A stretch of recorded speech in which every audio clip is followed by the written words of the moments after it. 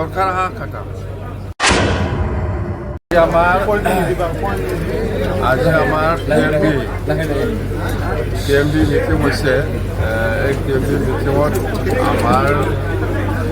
serious ইমান কিবা নাই আলোচনা হৈছে আলোচনা কিন্তু ডিচিশন হ'ল যে 30 আগষ্টৰ ভিতৰত 18টা সমষ্টিৰ যিটো কেণ্ডিডেট সেইটো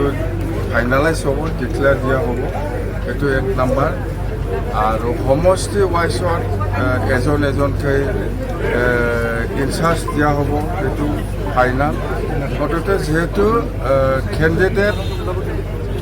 22টা সমষ্টি ঠিক হৈছে 18টা সমষ্টি বাকী আছে সেইকাৰণে কেণ্ডিডেট নমিনেশ্যন দিয়াৰ পিছত উইথড্ৰৱালৰ পিছত যেতিয়া নেকি ফাইনেল হ'ব আমাৰ কেণ্ডিডেটবিলাক উইথড্ৰৱালৰ পিছত সেই সময়ৰ পৰা আমাৰ ইনচাৰ্জসকলে এক্টিভলি কাম কৰিব মুঠতে প্ৰত্যেকটা সমষ্টিত এজন এজনকৈ আমি ইনচাৰ্জ দিব সেইটো ফাইনেল কৰিব আৰু আমাৰ যিদিনাখন আমাৰ চেণ্ট্ৰেল ইলেকশ্যন ষ্টেৰিং কমিটি বনাব সেইদিনা আমি আমাৰ BPF দলৰ যিটো ইস্তাহাৰ BPF দলে চৰকাৰ হোৱাৰ পিছত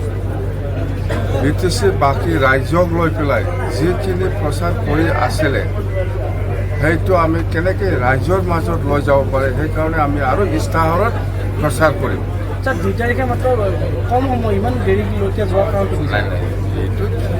সময় কি সময় এনেকুৱাই ইলেকশ্যনত আৰু কিমান সময় দিয়ে এইবিলাক মানে কিমান সময় দিছে দিয়া নাই এইবিলাক আমি এতিয়া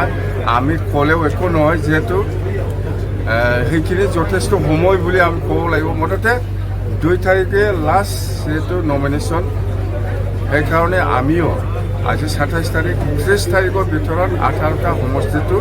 আমি ডিক্লেয়াৰ দিম আৰু মেনিফেষ্টোটো আমাৰ চেণ্ট্ৰেল ষ্টেৰিং কমিটি যিদিনা বনাব সেইদিনাই আমাৰ মেনিফেষ্টোটো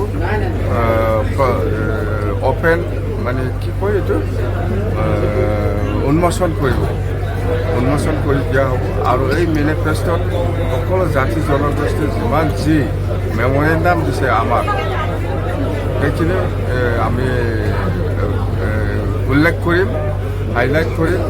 আৰু BPF দল হিচাপে চৰকাৰ অহাৰ পিছত কি কি কাম কৰিব সেইবিলাক বেছি হাইলাইট কৰিম মুঠতে আমি আজিৰ দিনত মুঠতে সেই তিনিটাটো আমি বিশেষ কৰি এটা হ'ল সমষ্টি ৱাইজ ইনচাৰ্জ এটা হ'ল মেনিফেষ্টো অপেনিং কৰা মুকলি কৰা এটা হ'ল 30 তাৰিখৰ ভিতৰত 18টা সমষ্টিটো আমি ফাইনেল লিষ্ট ওলাম চৰকাৰ খাটা চৰকাৰ BPF